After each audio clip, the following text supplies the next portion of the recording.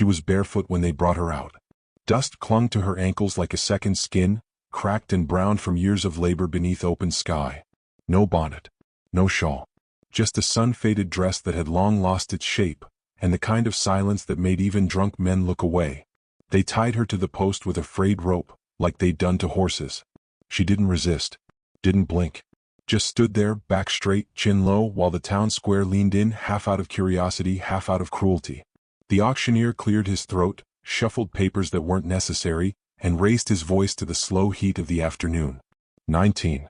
Strong. No known ailments. Can work long hours, field or house. Doesn't talk back. Someone laughed. A woman in a plum skirt muttered something sharp under her breath. Another waved a fan even though there was no breeze. The girl said nothing. Off to the side, her mother leaned against the saloon rail, arms crossed, lips pursed tight like she was trying not to spit. Her eyes were hard with drink and disappointment. The way she stared at her own daughter, like she was nothing more than a broken rake, cut deeper than the sun. "She ain't worth much," the mother called out, voice thick with liquor. "But I'm tired of feeding her. She's yours long as you take her today." That's when the whispers started. "That girl? The orphan from out past Dry Creek? Thought she ran off with a trader once. No kin but the woman who sells her off like flour. Ain't never seen her smile." The auctioneer didn't stop the sale. Didn't pause. Just looked around and asked, "Who'll take the girl?" "She works quiet. Eats little. Doesn't ask for more." No one raised a hand. Not at first. A few men looked, then looked away. A shopkeeper chuckled and shook his head. One boy whispered something about used goods, and got elbowed in the ribs by his mother. The girl stared at the ground like she expected nothing and was used to that. Then a shadow moved near the back of the crowd. A tall man in a worn brown duster. No one had seen him arrive. He leaned on the railing by the blacksmith's post, hat low, hands steady. Dust coated his boots, not fresh but from some older road. Someone whispered, "Ain't that the widower from South Ridge? Thought he sold his cattle. Ain't got no help now. Maybe he's just here to watch." But he didn't watch. He stepped forward. One hand lifted, barely a gesture, but it broke the hush like a bullet. "I'll take her," he said. Not loud. Not soft. Just steady. The auctioneer blinked. "You'll take?" He nodded once. "She yours to sell?" The mother snorted. "She's mine to be rid of." The man stepped closer, handed over a few coins. Not a fortune. Not a bargain. Just enough. He didn't untie her right away. He just looked at her. She didn't meet his gaze. She looked instead at the rope, at her raw wrists, at the dirt. He took out a pocket knife, slow and careful, and cut the rope loose. She didn't flinch. He didn't touch her. "You hurt?" he asked. She shook her head. "You got a name?" No answer. "Don't matter." He stepped back. "There's a wagon waitin'. You come or stay. Your choice." For a heartbeat she didn't move. The crowd didn't breathe. Then she stepped off the crate. Her knees nearly gave. She caught herself. He didn't offer an arm. But he walked beside her, slow enough for her tired legs to keep up. And together they left the square, under the weight of 1,000 eyes. No one stopped them. They reached the wagon, wooden, plain, a mule hitched and restless. He helped her into the back. Passed her a canteen. Said nothing else. The town behind them faded into dust and heat and judgment. She didn't ask where they were going. She didn't speak at all. But she drank the water like it was holy. And for the first time in a long time she let herself breathe. The trail stretched out like a ribbon of silence. Afternoon turned amber, then gold, then dusk. Shadows climbed up from the grass and clung to the wheels. He drove without hurry. She sat cross-legged, watching the road vanish behind them. No tears. No fear. Just a quietness too heavy for a girl her age. When the mule slowed to a stop, the sky had already gone lavender. In the distance, a weather-worn house leaned slightly to one side, flanked by a dying oak and a barn that looked older than both. "This is it," he said. She didn't answer. He lit a lantern, helped her down. "Kitchen's through there. Your room's upstairs. You hungry?" She shook her head. "You clean?"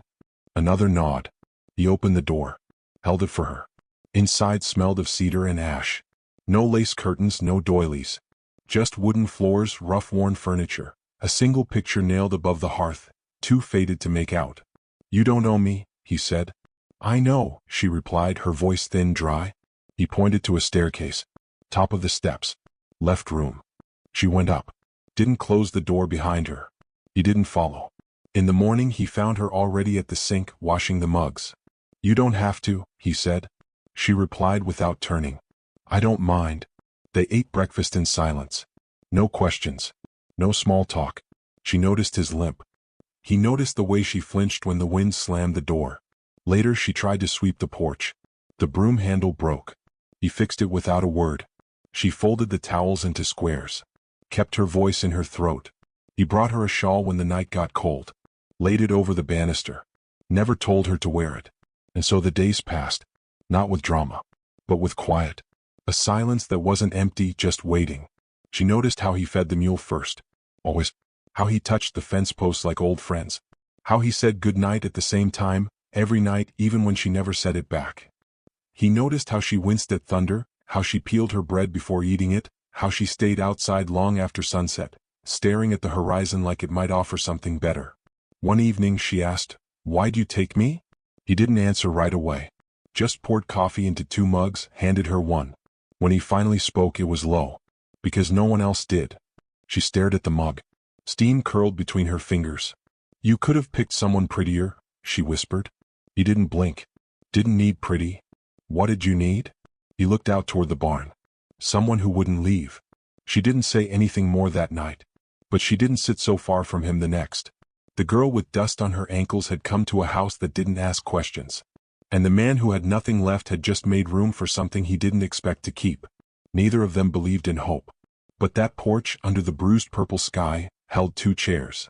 And for the first time both were filled. The girl woke to light she didn't expect.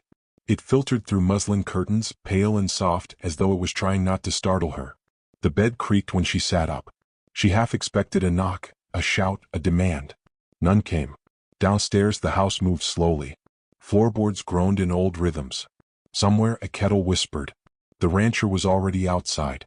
She folded the quilt over the mattress the way she'd always done. Edges tight, corners squared like a soldier's bed. Habit from a life where order was survival. The kitchen still smelled like last night's bread. A note sat on the table in a man's hand. "Coffee's on. I'm in the barn. Feed's in the trough if you're up for it." No signature. No instructions beyond what mattered. She read it twice before folding it and slipping it into her apron pocket. A strange thing happened then. Her shoulders, always taut, slumped just slightly as if someone had loosened the string inside her. Outside, the morning was quiet, the kind of quiet that didn't press down but welcomed. She followed the trail of footprints toward the barn, each one deep and careful, as though the man who made them carried things he never spoke of. He didn't look up when she entered. Just kept hammering a bent hinge into place. The sun slipped through the slats in golden stripes. Dust floated between them like old ghosts. "I can help," she said. He didn't stop working. "You sure?" She nodded. "I'm used to work." He gestured toward the hay. "Pitch it out if you like." Fresh bedding stacked near the wall. No comment on how she'd slept. No questions about her past. Just space. That was his way. They worked like that for hours. Him repairing a broken stall door, her shoveling and sweeping, the air between them light and unspoken. A rhythm began to form, not quite harmony but not dissonance either. Just 2 people doing what they knew how to do. By midday, sweat had curled strands of her hair down her neck. She didn't ask for water. He handed her a tin cup without a word. She drank. Handed it back. Their fingers brushed. It was nothing. It was something. Later, she stood by the fence, arms draped over the top rail, watching the wind stir the grass like a mother stroking a child's hair. He came to stand beside her, quiet. "You built all this?" she asked. He nodded once. "Most of it." "Why?" He stared ahead. "Because someone had to. And I was still here." She didn't ask what that meant. She didn't need to. That evening, she chopped carrots while he brought in firewood. The air inside the kitchen thickened with the scent of stew and the crackling of logs. The house no longer felt entirely hollow, just paused like a song waiting for its next verse. She noticed things. How he placed his boots side by the door. How he never slammed a cupboard. How his hands, calloused and cracked, could move with care. He noticed things too. How she turned her face toward the heat like she'd been cold for years. How she always took the cracked plate, the smaller portion. How she listened more than she spoke, as though words had once gotten her hurt. The next morning she found a folded cloth left on the table, a new apron stitched by hand. Not fine, but thoughtful. She traced the hem with her fingers like it was gold. By the 3rd day she knew the pattern of his steps on the porch. He knew the sound of her hum when she peeled apples. They spoke little. But the silence wasn't empty anymore. It was full of things that didn't need saying. But the ghosts, they lingered. He passed by a narrow door at the end of the hallway each night without touching it. She noticed the way his eyes darkened when he saw it. The way his jaw tightened for just a second. Once she reached for the doorknob. It was locked. Later she asked him about it. Used to be her room, he said. No name. No explanation. She didn't press. That night as she lay in bed, she thought about all the rooms she'd been locked in. The ones with boards nailed across the windows. The ones with words like property and payment hanging in the air like smoke. And now here she was, free to leave and too uncertain to move. In the middle of the week it rained. Sudden. Like the sky had finally decided it couldn't hold itself together. She stepped outside, lifted her face to the downpour. Let it soak her. Let it baptize the parts of her that still believed she was worth something. He watched from the porch, dry and still. Then he took off his coat. Walked over. Draped it across her shoulders. She didn't say thank you. She didn't have to. He didn't pull away. That night they didn't eat in silence. She told him about the first field she'd ever worked in. About how her hands bled that day and no one noticed. He told her about a foal born too early. About how he stayed up 3 nights nursing it only for it to die anyway. They didn't cry. But something softened between them like thaw beneath snow. Still neither of them reached. Neither of them dared name what was growing. But they both knew. The next day the town sent word. A neighbor had seen her in town, the auction girl, they whispered. A man came by offering coin to take her off his hands, assuming she was temporary, borrowed, something to be returned. The rancher didn't reply with fists. He just said, "She's under my roof. You'll leave now." That night she asked, "Why do they hate me?" He didn't answer right away. Then, because you remind them of something they don't have the guts to look at. That they'd trade a daughter for coin. That they'd let it happen and laugh. She looked at him, saw something in his face that made her feel less alone. "I'm not broken," she said quietly. "I know. I'm just tired." "I know that too." Then they sat on the porch again. Not close, but not far. And the house, old and aching, breathed again. Just once. A long exhaled breath. That night she left the door between their rooms cracked open. Not as invitation, but as trust. He noticed, but didn't step through. Not yet. They weren't ready for that. But the floor between them no longer felt like an ocean. And that was enough, for now. The sky was already heavy when they hitched the wagon. Clouds bloated and bruised hovered above the ridge like something waiting to break. The girl stood at the porch rail, fingers twisted in the shawl he'd left there days ago, watching the distant town as though it might vanish if she blinked. He stepped beside her, pulled on his coat. "You still want to go?" She nodded. "We need flour. Salt. Maybe thread." He nodded back. No lecture. No worry. Just quiet agreement. They rode in silence, the road familiar now, every jolt in the trail absorbed in their bones. She sat straighter than she used to. He noticed that. And she noticed he checked her hands when he passed her the reins, like he wanted to be sure the calluses were healing. When they reached town the wind had changed.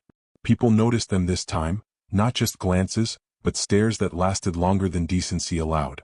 "She's the one," someone murmured. "That auction girl." They walked side by side into the general store. The bell over the door rang once, then echoed too long. The shopkeeper looked up and smiled thin. "You back for seed, mister?" "No," the rancher said. "Just supplies." The girl moved quietly through the aisles. Picked up what they needed. Measured the sugar with careful fingers. But when she reached for the sewing thread, another hand shot out and slapped hers away. "You don't touch nothing delicate," said the woman behind the counter. She was younger than the girl's mother, older than her cruelty should have allowed. "This ain't a brothel's pantry." The girl froze. Her breath caught halfway to her lungs. The shopkeeper didn't interfere. The rancher stepped forward, slow and steady. "That's enough." The woman huffed. "You're the one who bought her. What's it matter what she touches?" He said nothing at first. Just looked at the girl's hand, the redness blooming across the knuckles. Then to the woman, "You speak to her again, you'll wish I'd raised my voice." They left without the thread. The wagon ride back was quieter than usual. She kept her face turned toward the horizon. Her hands stayed in her lap. "Sorry," he said finally. She shook her head. "You didn't do it. Didn't stop it either?" Her eyes stung, but she didn't let the tears fall. "I'm tired of being looked at like I'm something to scrub off a boot." You ain't. She turned to him. Then what am I? He took his time. You're what they're afraid to admit they threw away. Rain started as they crossed the final bend toward the ranch, soft at first like breath. Then louder until it smacked the canvas top like fists. Thunder cracked across the plain. The mule spooked. The wheels skidded in the mud. He pulled the reins hard. We'll have to shelter at the barn. They unhitched fast, rain soaking through sleeves, skirts, skin. She ran ahead, flung open the barn doors. He stumbled just behind, slipping once, catching himself against the frame with a grunt. Inside the storm roared. Wind howled through the rafters. The mule brayed. Water dripped through the cracks in the old roof like it always had. They stood just inside, soaked, panting, her hair stuck to her neck, his shirt clinging to every scar. Why'd you say that to her? She asked. Because it was true. But you don't know me. I know enough. She shook her head. No, you don't. You don't know what I've done. What I've let happen. I don't need to. But I need you to. He didn't move. Let the silence fall between them like the rain. Then, tell me. She looked away. Took a breath. Then another. I was 15 the first time he offered me to a man. My mother took the coin. Said I was old enough. Said this world don't give favors to girls who stay soft.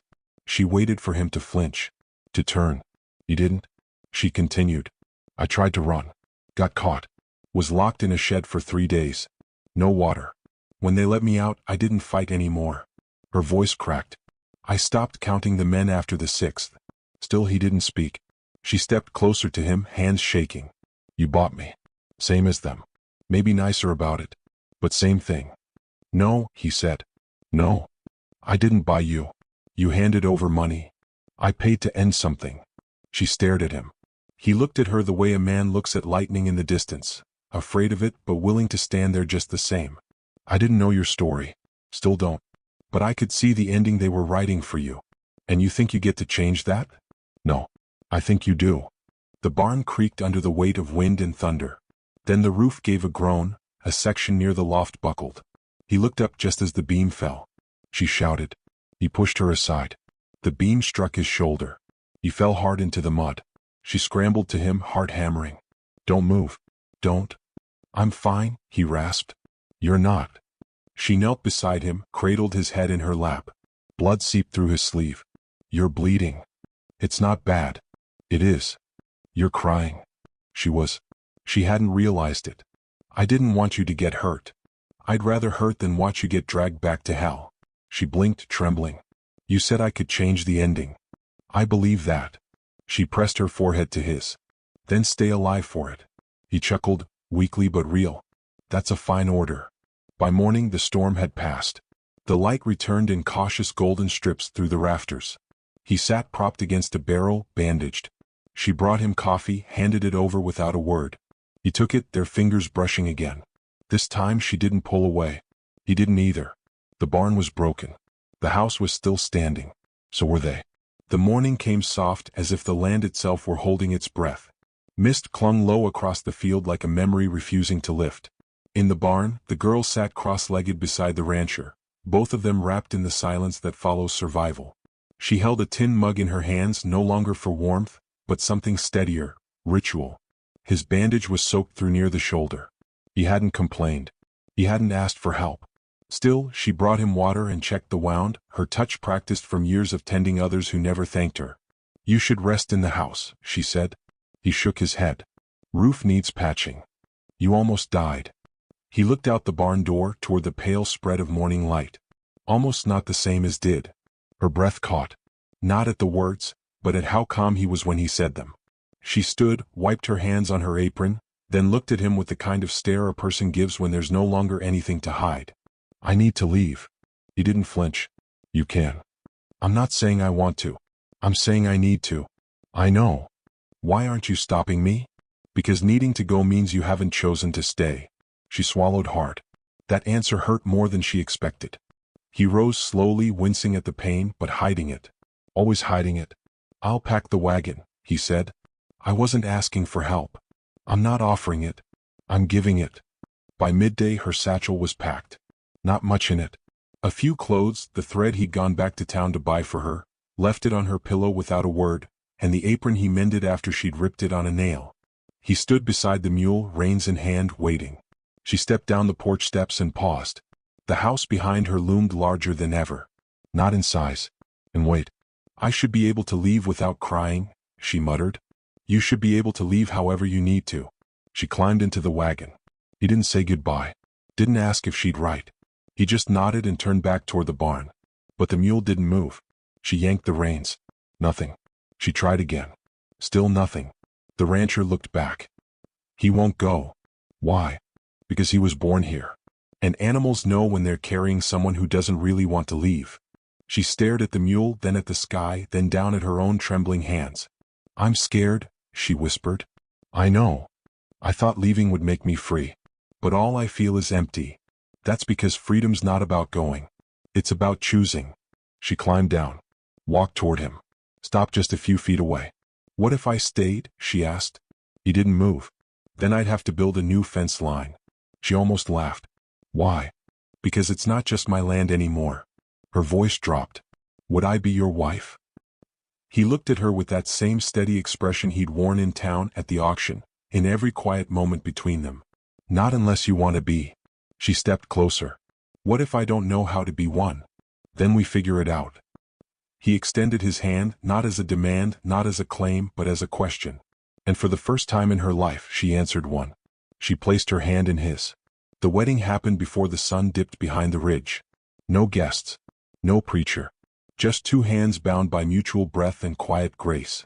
They stood by the creek behind the house. The water moved slow and gold and wide, like time itself had slowed to listen. He asked, You sure? She nodded. I'm not clean. I'm not new. I'm not asking for either. I'm only learning how to be. Good. I'd be scared of someone who already knew. They didn't kiss then. That would come later. Instead they built a fire. Cooked beans over flame. And she pulled out the old scarf he'd never asked about, the one she'd hidden in the satchel with the smell of her first home, her worst memory.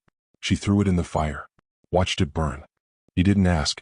But she whispered, It was my mother's. The flame cracked. And then it was gone. Later, he brought her to the porch, handed her a chair he'd sanded clean that morning. She sat. He sat beside her. The sky turned amber, then bruised. The last of the light poured itself across the field like honey on old linen. She turned to him, voice trembling but true. I think I want to belong here. He looked straight ahead. Then you already do. She reached out and touched the back of his hand. Not softly. Not shy. Like she meant it. The wind picked up and carried the scent of pine, ash, earth. And the porch, once a place where silence kept vigil, now held something new. A vow unspoken but real. Before the sun went down she had not just stayed. She had chosen. And in the choosing she had changed the shape of her name. The mornings were different now. Not because the sun rose any slower or the wind stopped sweeping across the fields. But because she rose with it. With purpose. With breath that didn't shake. She moved through the house like someone claiming it, not with noise but with hands. She polished the table that had always been dust gray, stitched new curtains for the kitchen, humming soft, tuneless notes while the stew simmered. The house no longer echoed. It answered. He repaired the barn beam, slower than he would have in younger years but steadier somehow. She watched him from the doorway, arms crossed, chin tilted slightly, not to judge but to memorize. How he limped on the right side. How he tapped each nail twice before striking. How the silence around him was never lonely. They shared the work. She milked in the morning. He chopped wood at dusk. And when their fingers brushed passing dishes or tools or the reins to the mule, neither pulled away. Sometimes they spoke. Other times they didn't need to. But the words had changed. So had the pauses. One morning she found a wooden box on the windowsill. Sanded smooth. No latch. She opened it and inside lay 3 items. A dried wildflower, a blue ribbon and a folded piece of paper. The handwriting was his. You're not what they named you. You're what you survived. And what you chose. She pressed the note to her chest and let herself cry. Not like before. Not from shame or ache. But from recognition. Later that week a neighbor came by, one of the women who used to glance too long, speak too low. She brought a jar of preserves and asked if the girl might help sew a christening gown for her niece. The girl didn't say yes. She said, I'd be honored. And just like that the world shifted. Not loudly. But enough. The days passed. One evening, as the wind turned colder and the trees began to rust, he found her sitting on the porch, her bare feet resting on the rail.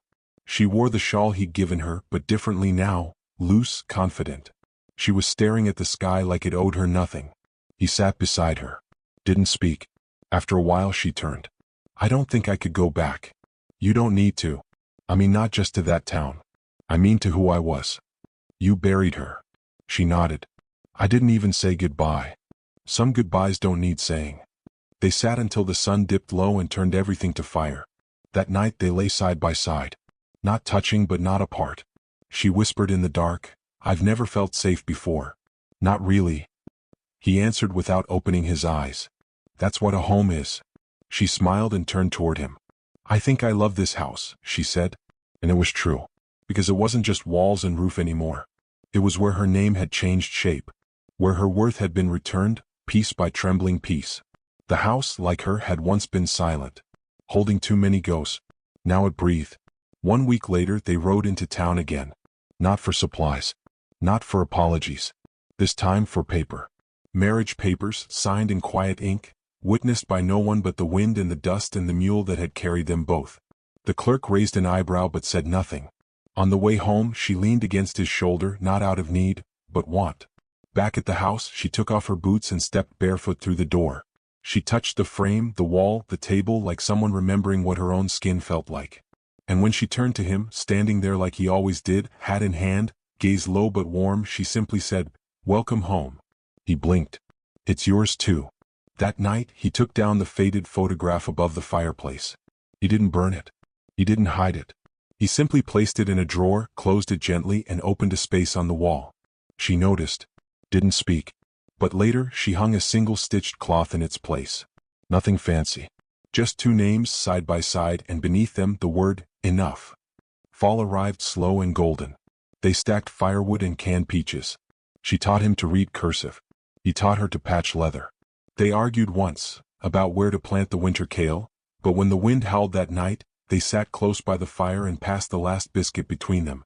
They no longer needed permission to take up space. And that was the miracle. Because in a world that once auctioned her worth, she had claimed her place. In a house once hollowed by loss, he had learned how to love without fear. She wasn't saved. She rose. He wasn't healed. He chose to stay open anyway. In the house.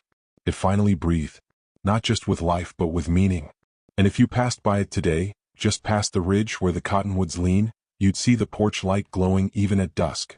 You'd hear laughter, soft and unforced. You'd see 2 chairs always filled. And maybe if the wind was right, you'd hear the floorboards sigh like old bones settling into something warm. And perhaps you'd think, just maybe, that some broken things don't need fixing. They just need naming. So here's your naming. You two are not what they called you. You are what you carried. What you chose not to surrender. What you built, barefoot and bleeding. And if you're lucky, if you're brave, you might find your own house like that. One that learns to breathe again.